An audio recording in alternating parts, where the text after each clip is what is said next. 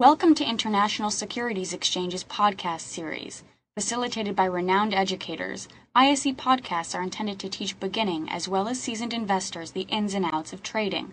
To find an updated list of podcasts, please visit www.ise.com/podcasts. Please be sure to listen to our important message following this episode regarding the risks of investing in exchange-traded options. Before I do that, some key premises. These are some premises we work off, and I think they've proven to be solid over the years. And I think it's something that, if you're unfamiliar with looking at with this type of stuff, I think it will be important and helpful to you. Stocks, no doubt, are the primary global asset class, the primary global risk asset class. They've always have been, they always will. They tend to discount most. Stocks are really a giant repository of collateral values. So when you see major risk changes in the world, it hits stocks first. And when you see major hits to stocks or major major rallies in stocks, think of it as global collateral either falling or increasing. If you have global collateral collapsing, it tends to have a self-feeding effect, and people tend to take more money off the table, liquidate other assets as their collateral is falling. This is why stocks play that role as the primary global risk asset class. Interest rates. Interest rates, needless to say, are really the driver of everything in the background, but you have to keep their movement in context from some of the prices they're coming from and some of the expectations, and I'll give you an example of that. Dollar credit funds global assets. The dollar is the world reserve currency. That status isn't challenged yet. I know there's been a lot of talk about that very recently, in fact. But because the dollar is the world global currency, it tends to be the funder of global assets, and you can see that in one chart, the current account, and I'll show that to you in the next, coming up in a second. Australian dollar of the major currencies being Japanese yen, British pound, Swiss franc, Canadian dollar, and Australian dollar. The Australian dollar and the euro, the Australian dollar is really the key risk appetite currency. In risk appetite environments, it tends to move up faster. Risk averse environments, it tends to come down faster. So think about that. And the reason it is in this cycle is because of the fact that China and Asia are the drivers of most growth now in this cycle. The Aussie of the major currencies is more tightly linked to the Asian environment and China than any of the other major currencies, so it naturally tends to play that role. Correlations are a powerful tool, and we use them every single day. But, it's a big but, they can change at any time. Always keep it in perspective. These are correlations. And also remember, when you use correlations, the shorter term time frame in which you use a correlation, meaning comparing one asset class to another asset class, the shorter term the time frame, the less reliable it can be, because you tend to get some randomness in the short term, some news-driven stuff that isn't asset-driven or fundamental-driven. So we use correlations, but always keep in mind they can change. We use them a lot, but we also use them as just one of those pieces of analysis in our toolbox, but a powerful one, especially when we step back and try and look at the long-term fundamental themes. Long-term risk environment. We're seeing a shift, needless to say, we saw a shift from risk appetite to risk aversion, and here's how we saw that coming about.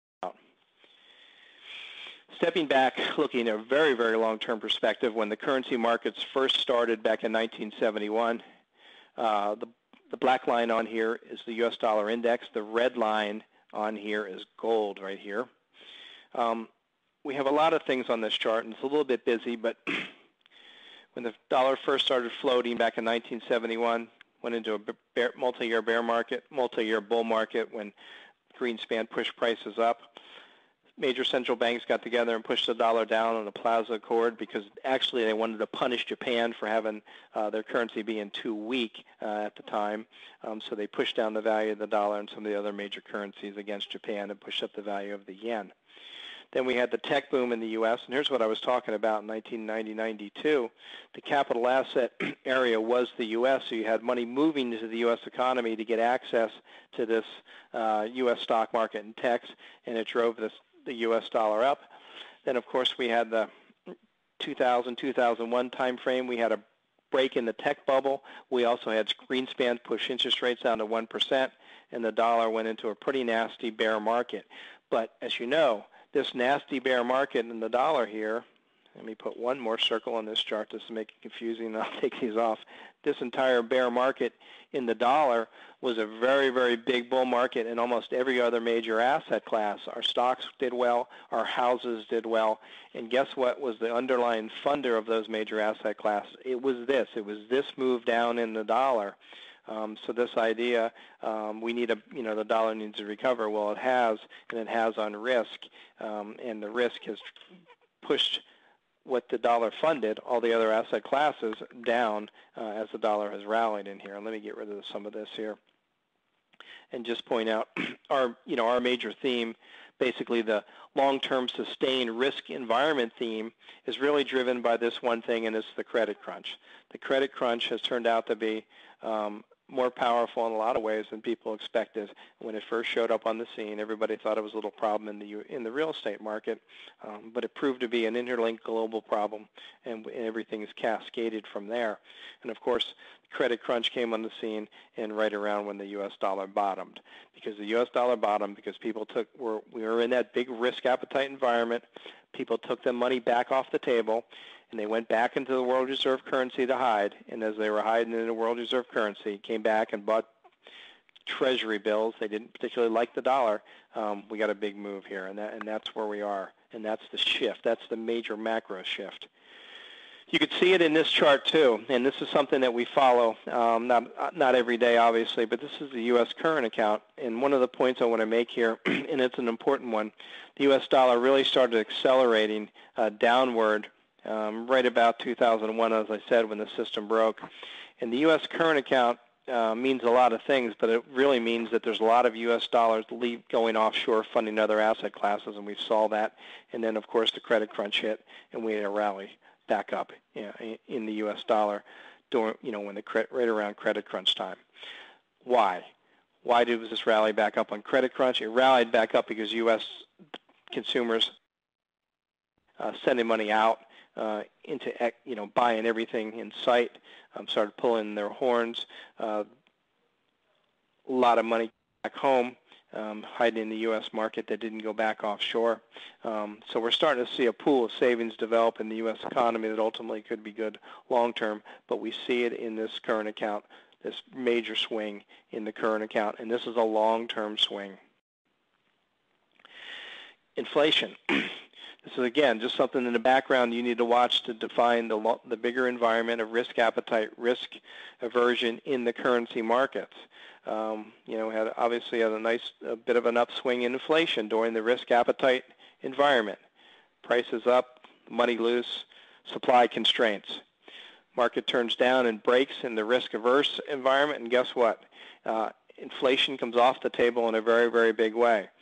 So there's the subtle underlying environment of deflation.